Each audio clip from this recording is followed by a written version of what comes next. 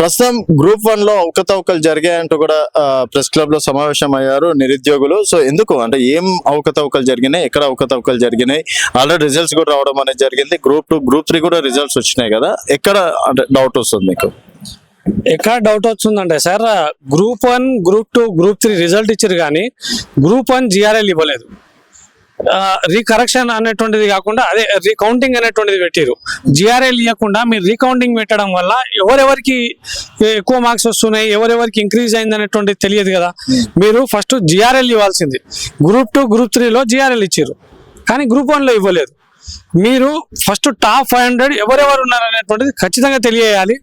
అదేవిధంగా top 500లో Telugu medium వాళ్ళు ఎంతమంది ఉన్నారు, ఈ ఇంగ్లీష్ మీడియం వాళ్ళు ఎంతమంది ఉన్నారు, ఉర్దూ మీడియం వాళ్ళు ఎంతమంది ఉన్నారు. సో ఈ యొక్క జిఆర్ఎల్ని ఖచ్చితంగా మీరు ప్రెస్ నోట్లో విడుదల చేయాల్సిందిగా మేము టీజీపీఎస్సీని కోరుతా ఉన్నాం. ఓకే, అంటే ఇప్పుడు ఏం చర్యలు తీసుకోమంటారు? ఆల్రెడీ వచ్చేసినాయి కదా రిజల్ట్. ఇందులో తెలుగు మీడియం వాళ్ళకి చాలా అన్యాయం జరిగింది అనేటువంటిది మేము ఆరోపిస్తా ఉన్నాం.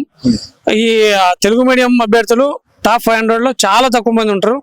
ఇంగ్లీష్ మీడియంలో వారికి చాలా ఇష్టం వచ్చినట్టు మార్క్స్ చేశారనేటువంటిది చాలా బయట వినిపిస్తున్నటువంటి వినికిడి. ఖచ్చితంగా మేము న్యాయ ప్రకారంగా వెళ్తాము, ప్లస్ ప్రొటెస్ట్ కూడా చేయడానికి మేము సన్నద్ధం అవుతా ఉన్నాం. సపోర్ట్ ఉన్నారు, ఖచ్చితంగా సపోర్ట్ అనేటువంటిది మేము తీసుకుంటాం. నిరుద్యోగులే మాకు పెద్ద అండ, నిరుద్యోగుల పక్షమే కదా మేమందరం. జియో 29 కూడా రద్దు చేశారు, మళ్ళీ రిజల్ట్స్ కోసం ఫైట్ చేశారు, అయినా కూడా ఏం కాలేదు. ఫస్ట్ ప్రిలిమ్స్ అనేటువంటిది 2022లో అప్పటి నుంచి జరిగినటువంటి ప్రిలిమ్స్ ఇప్పటి వరకు ఈ అప్పుడు 55 ప్రకారం ఉండేది. ఈ కొత్త ప్రభుత్వం వచ్చిన తర్వాత జియో 29 తీసుకొచ్చి ఈ యొక్క 60 పోస్టులు ఇంక్రీజ్ చేసేసి 2023-24లో డిగ్రీ కంప్లీట్ చేసినటువంటి అభ్యర్థులకు కూడా అవకాశం కల్పించారు. ఈ యొక్క 23-24లో అప్లై చేసుకున్నటువంటి వ్యక్తులు ఓన్లీ 60 పోస్టుకు మాత్రమే ఎలిజిబుల్ వాళ్ళు. కానీ వీళ్ళు ఏం చేశారంటే 563 అన్ని పోస్టులకు ఎలిజిబుల్ అనేటువంటిది వీళ్ళు చెప్తా ఉన్నారు. ఇది మాత్రం చాలా అన్యాయం. వారికి ఓన్లీ 60 పోస్టులోనే నింపాలనేటువంటిది మేము తెలియజేస్తా ఉన్నాం. రిజల్ట్స్ వచ్చిన తర్వాత అనేటువంటిది కాదు, ఇది ఫస్ట్ నుంచి ప్రిలిమ్స్ అంటే నోటిఫికేషన్ వచ్చినప్పటి నుంచి జరుగుతూ ఉంది.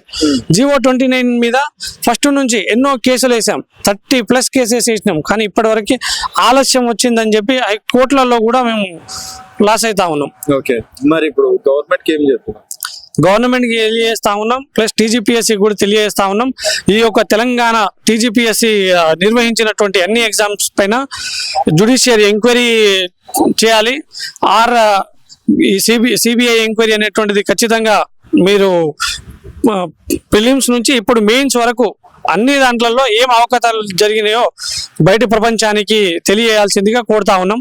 మీకు రిజల్ట్స్ పాజిటివ్ వస్తుందని అనుకుంటున్నారా? ఖచ్చితంగా పాజిటివ్ వచ్చేంత వరకు మేము ఉద్యమిస్తూనే ఉంటాం.